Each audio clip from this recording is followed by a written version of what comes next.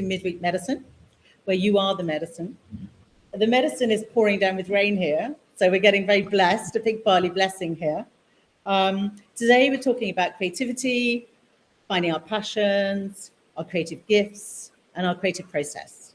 And so I'm also going to share my creative gifts and my journal, which I'm just about to publish. I will show you. It's a journal. I know there's so many journals out there, but I wanted to share my unique experience. And I feel by sharing that, it might help some people, right? Maybe not, maybe. No, I'm sure it will. It already has helped one person because she's told me. So I have that on good authority. So Jo, maybe you can ask you some questions. Otherwise, I'll just ramble on. Well, Dave, first of all, I'm very happy for you. I'm excited that we're about to launch your journal. That's super exciting. And yes, of course, it will definitely, there will be parts of it that will definitely resonate and definitely be able to guide and help and give other people tools that are going through the same thing you've been through. So maybe you just want to share a little bit about why you did the journal. What came into you that you wanted to create this journal to be able to help others? What was happening in your life? You know, your transformation, your healing journey. And then maybe people will be like, oh, wow, okay, this is, yes, I feel the same way. I think everyone's on a healing journey. I think everyone's going through transformation. Everyone has big things that happen in their lives that changes their lives. And also I had one too. We don't want to leave me out. So back in 2014, I had a basically life-changing experience. Basically, my life changed overnight from being married, about to adopt 2 children, to sudden divorce. Some kind of spiritual opening, I guess we call it spiritual awakening, whatever you want to call it, sort of a life-death experience. Obviously, I chose to be here, hence I'm still here. And and that life-changing experience in the West, because obviously your behavior is not normal, and everyone's, getting on their lives, and you're behaving, through grief, and through the shock and the sort of acute stress.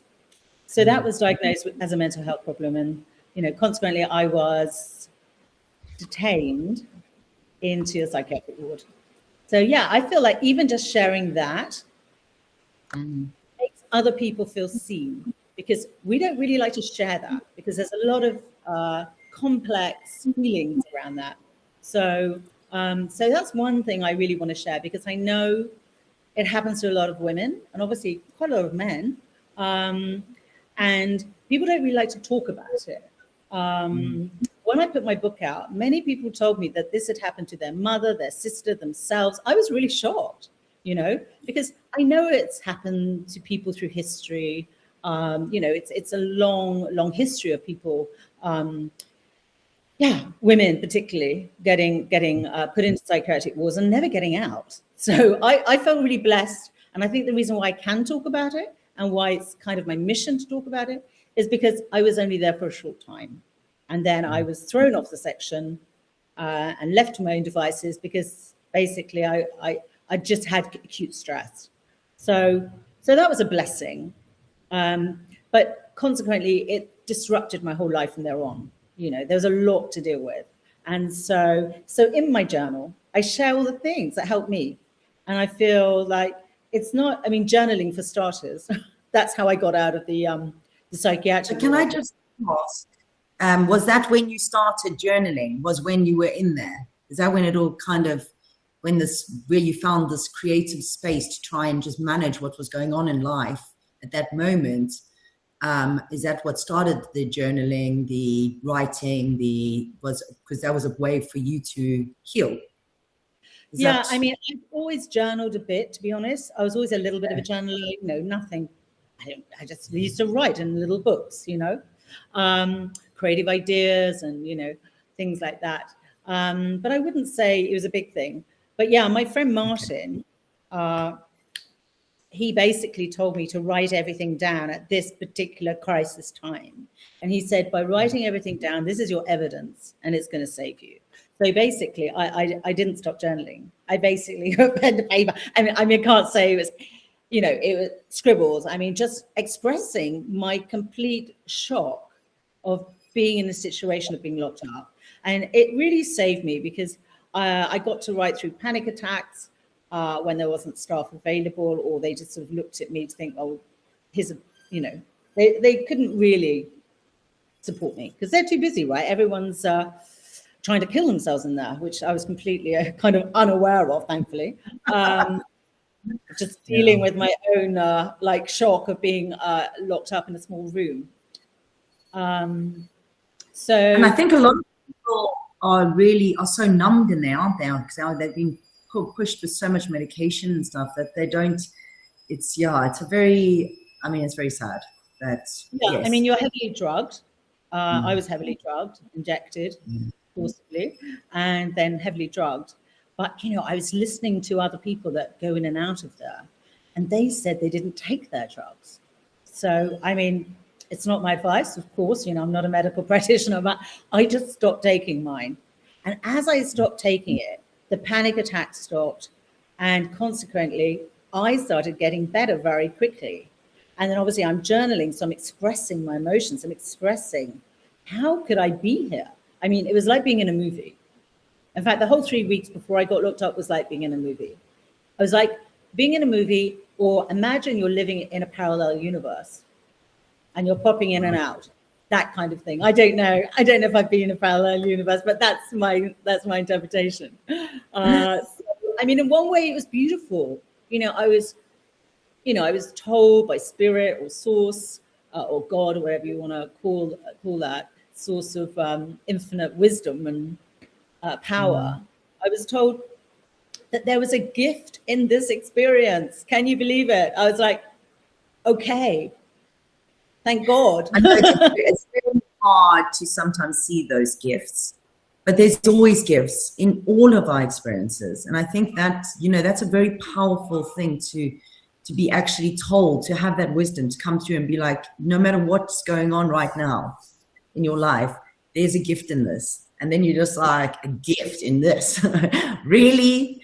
But actually there are, and I think this is where we become so stuck in the stories and the victim of what we're going through and the suffering, that we actually miss the gifts, because there are beautiful gifts in all of these. Yeah, absolutely. And, when I was told that, it made me sort of see the experience in a different way. Obviously I wanted to get out of there as soon as possible. My family and my friend were trying to help me. But, when you're on a section, you can't get out until either thrown off the section, which I was, thankfully, or you have to do the 28 days.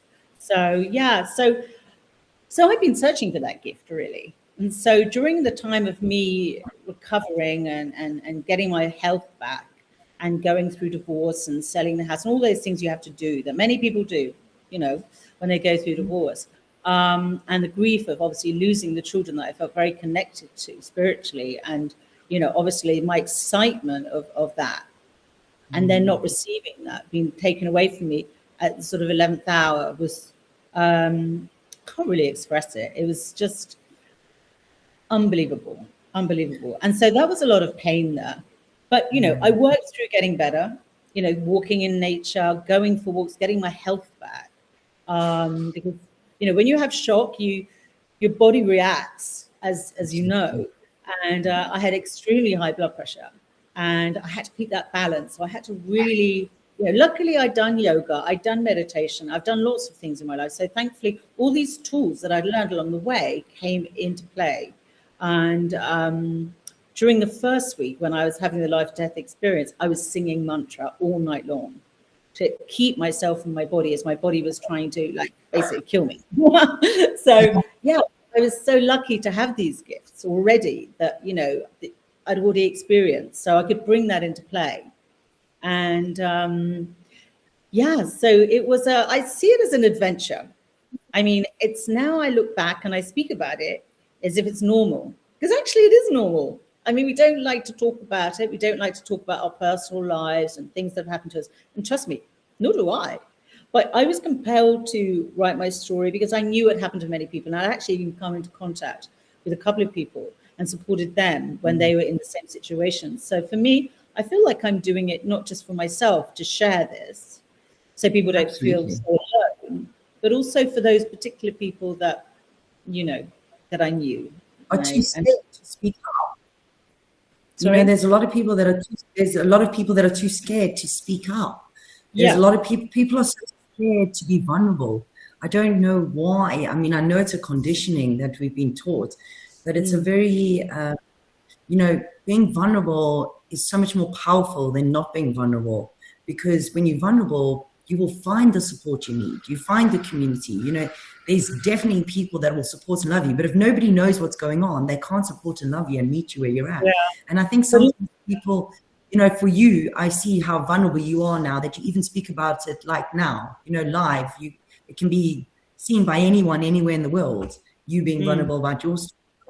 And I think that's empowering, to be able to give people the permission to also be vulnerable and talk about, you know, what's going on, so that they can get the right support, the right love, you know, so that they can heal and transform. So I think, you know, your story definitely will impact some people, you know, that are going through the same thing, for sure. Yeah. And I think the thing is, yes, I was vulnerable, and yes, I had support. And, but even when you're going through it and afterwards, it's really hard to seek the right support, because remember, it has a ricochet effect on all of your family and all of your friends, and they feel the pain too. So they also have some trauma around it. So, you know, it's actually really hard to find and trust, because you lose all sense of trust in that position. And also sense of trust for yourself to know who to trust. Hence, many people, I'm sure, like myself, you know, trusted people that weren't trustworthy. And I think what happened for me, I was like, well, if you can't even trust your own husband, then who can you trust? You might as well trust anyone. That is not the right answer. That is not the right answer. But, you know, that's what happened to me. But yeah, so doing the journal, creating the journal, I just really wanted to share all the things that supported me and helped me, obviously journaling a lot and expressing myself and getting in touch with those feelings, those difficult feelings that I really kind of wanted to avoid and not even admit to myself, you know, whether it's anxiety. I mean, I think the thing is, society is so judgmental about mental health. I know it's getting better, but, you know, getting sectioned in a psychiatric ward is something not very nice to have to carry.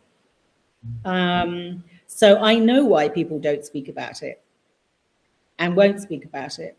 And that absolutely, you know, that's all well and good and fine, because actually you're so vulnerable, it's very hard to speak about it.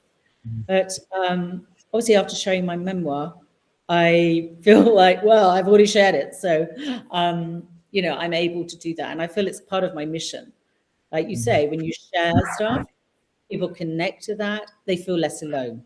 And I know how alone I felt. I don't want people to feel that way. Yeah. So, really. Definitely. And I think that's exactly, a lot of people have that, because there's so many stigmas around certain things, and, you know, the way we are as a society as a whole, and so judgmental all the time, that I think we've lost that, you know, understanding of compassion and kindness to be able to really understand what someone's going through. It doesn't mean they're permanently like that. It's just, you know, what they're going through is so traumatic in that moment that they need the love and support. They need to feel safe.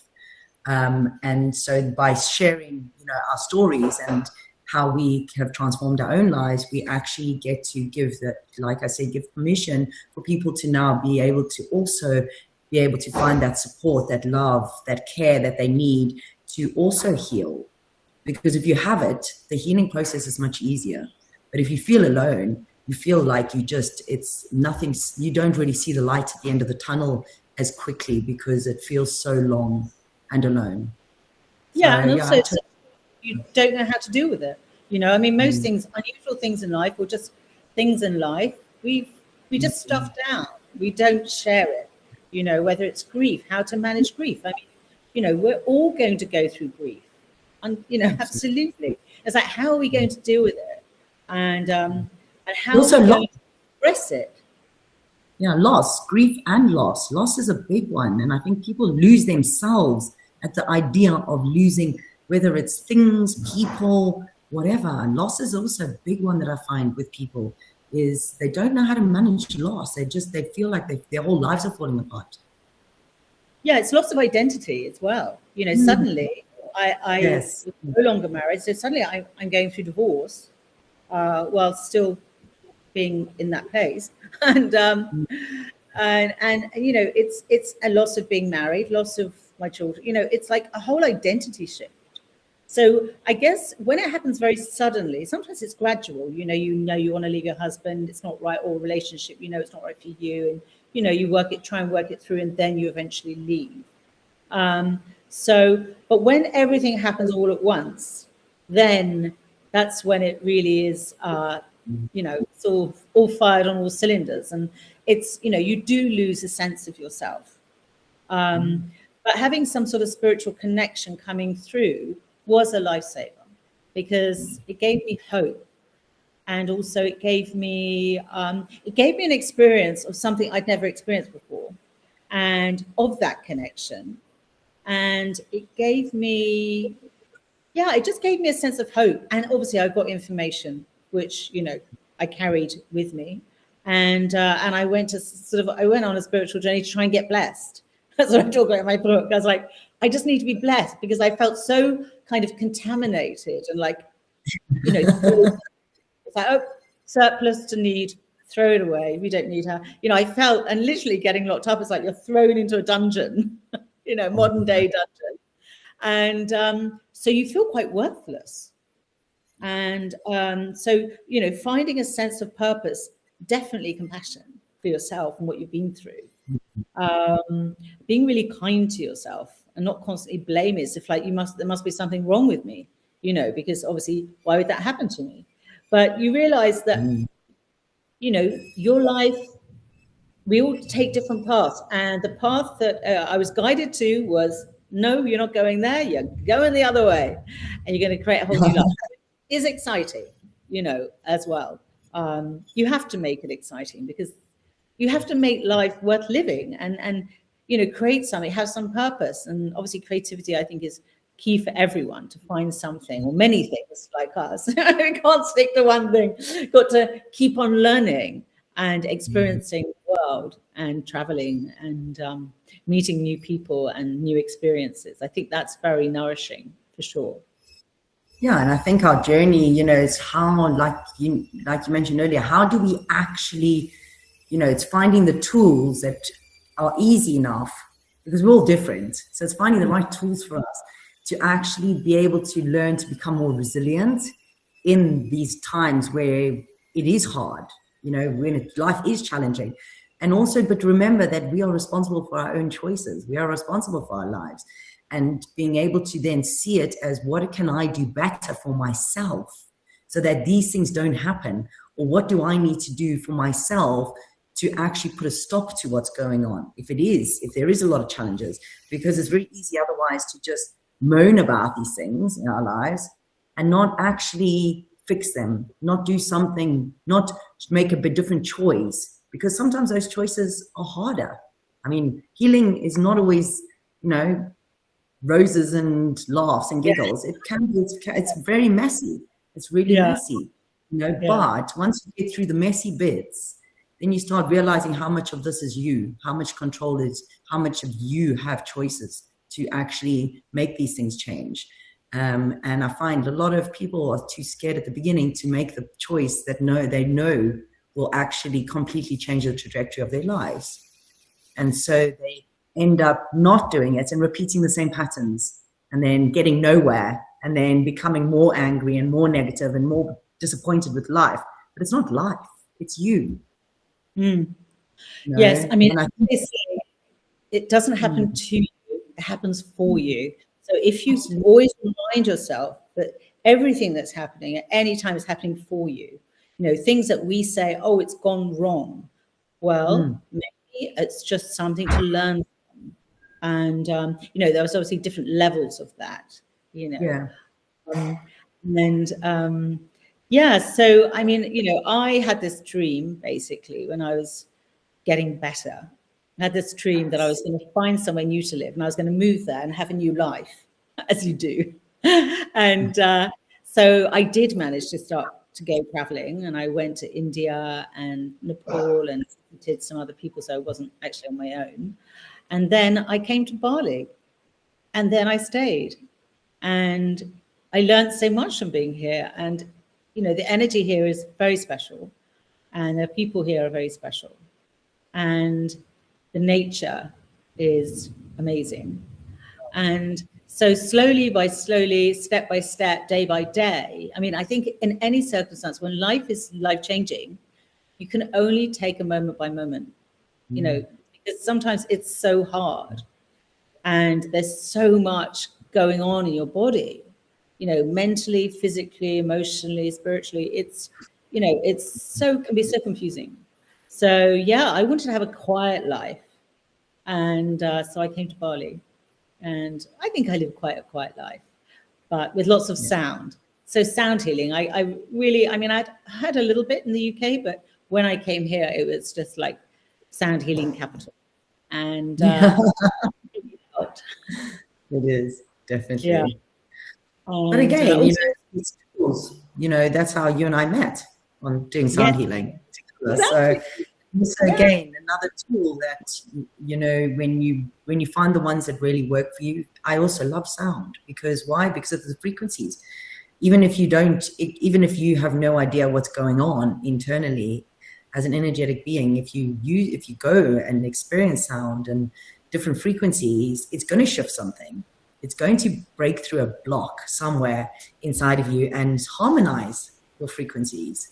So it's very, you know, all these things, but it's finding the tools that work. So whether it's, like you say, journaling, it's breath work, nervous system regulation, all these tools, you know, once you start, and there's different times in your life where you need different things. So it's not one tool fixes all. You know, it's I mean, I did a lot of breath work. Sorry. I did a lot of breath work, which was a great way to release all the pain, you know, in a group, as you do all the time for like one-to-ones with people. But yeah, breath work is so powerful. I mean, it's a journey. Every breath work session is, as I've done with you, and it's like, wow, what releases within your body and in your emotional self is the layers and layers, because it's not just that incident or life-changing experience you have. It's all the little things that came before, you know, all the things. You know, the power of breath work is that you don't have to get stuck in the stories of what has happened in your past. You don't have to go back to your past. It actually just releases on a physical cellular level. And once it's released on that level, it's released. It doesn't come back, you know, and I think then that's why it is a bit of a journey, breath work. And it's, it can be a bit messy, but it's worth it. Because if you start healing on a cellular level as well as healing on a mental and emotional level, you find then your whole life becomes a lot more aligned. You know, you find less challenges, you find you're more resilient, you don't get triggered as much, and a lot of other areas of your life all start to be a lot clearer. I mean, it's layers, isn't it? It's like layers and layers. So I think that all the different breath works, I tried that, and I found a group and I did breath work with people, and then I went to sound healing, and then later on I had the courage to do a little bit of singing and sounding, and then I just sort of built that up really, and just because I loved it so much and it made me happy, and obviously it made all the cells in my body happy. And it gave joy. You know, so I think that's what happens when you're enjoying something, whether you're drawing and finding a meditation in drawing or whatever it's going to be. It's trying lots of different things and finding what resonates and doing more of that, and just being really kind to myself whilst going through, you know, a lot of stuff. I mean, it brings up everything, you know. Yeah. Wow. Well, thank you for sharing and being so vulnerable and sharing your story, and, you know, being willing to step into that space where you actually get to help others and, you know, let them know that they're not alone, you know, and there are people going through exactly what you went through, and it's okay. And, you know, and they can reach out, and if they need support, you're there. So Thank you. Well, I see the way of creating a journaling practice is that you can discover for yourself as you go deeper within yourself, you will be finding your own gifts. Because, you know, after a while, when you continue to journal, it becomes like a channel and information comes through to you that you didn't know. Or you start writing a poem, or you start writing a song, and you sort of weave your way through all of this. You get ideas about things. And, you know, it really builds up your resilience, like you said, and it builds up the joy and playfulness of your inner child. Because, you know, we all have an inner child that really wants to be loved and to have fun and to feel alive, you know, like we did when we were children, hopefully. Well, I did.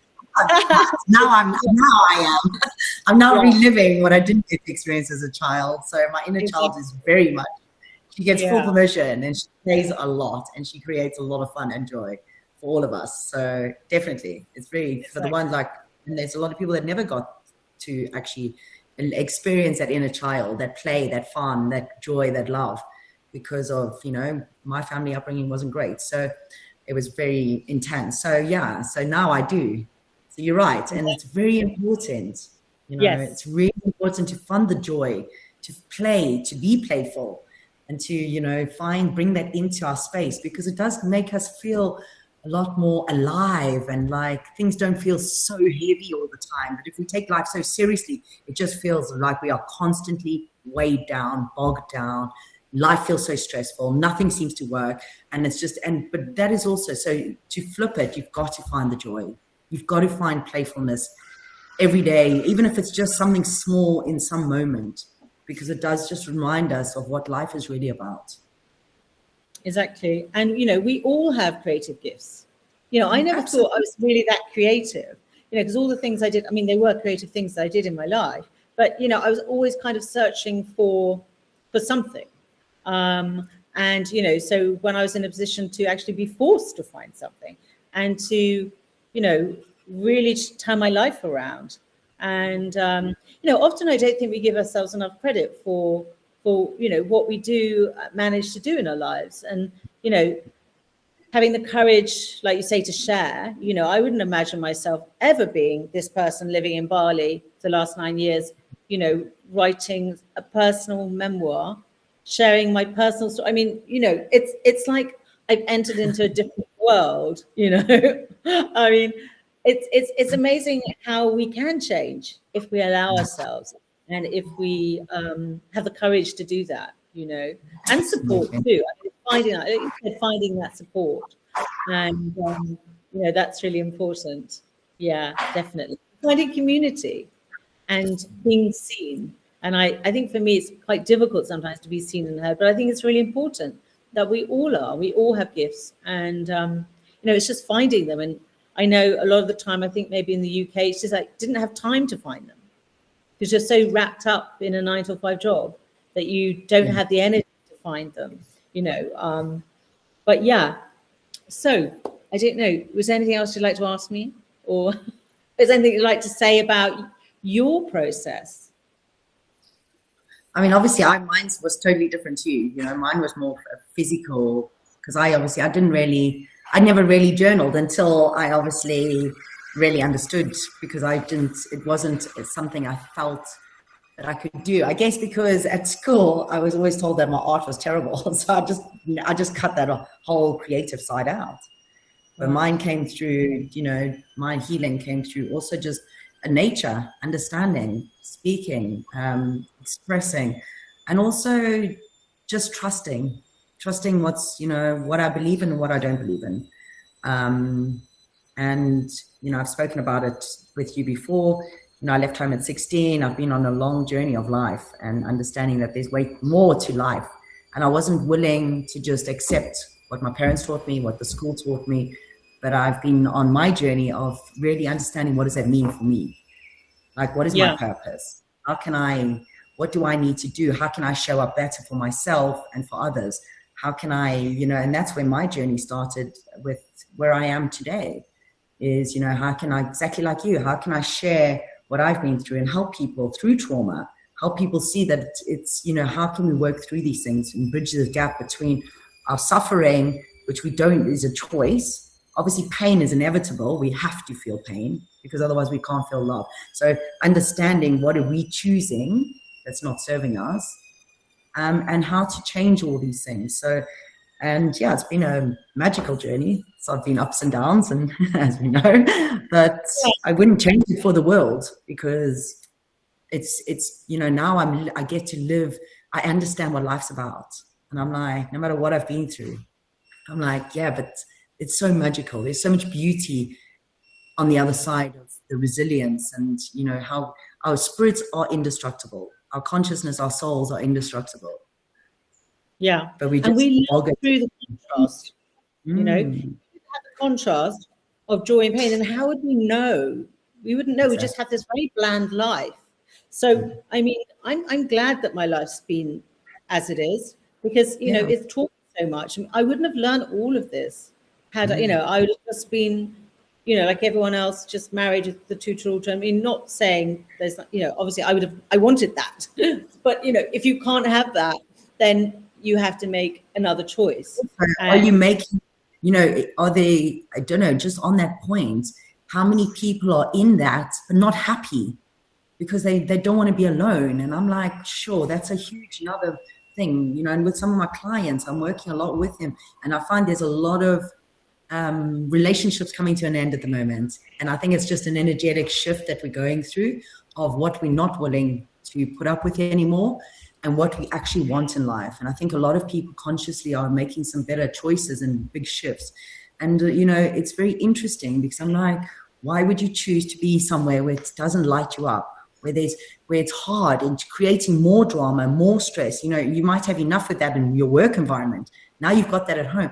Like, something's got to give. But what are you willing to let go of to open up better doors for yourself? Yeah. And it takes courage to do that, financially. If you have children, it's much harder to leave and support the children and support, it's so expensive. So, I mean, just on that level, I'm sure financially it's a really difficult decision to make, because it's affecting not just you, it's affecting your children as well. And also the whole structure of family. And so it's complicated. Life is complicated. But as long as we find the most joy and creativity out of it, out of what we have. And I mean, children are very inspiring anyway, aren't they? I mean, they have such crazy ideas about, about life, and they're such, fun to be with. So, I mean, they are a gift, and they are our teachers too. Children are our teachers, for their parents to, and maybe for all of us really, actually, because they just, they're just little magical beings. So, I think they can just remind us of what joy means, because they find it in the most magical little ways, Yeah. There's, it's this journey is the journey we choose, however it is our choice. So we can change it at any moment. We can make better choices for ourselves at any point. But it's how much do you want that change? Yeah, and I think, we came here for a human experience. We signed up for it. So whatever human experience that we get, that's it.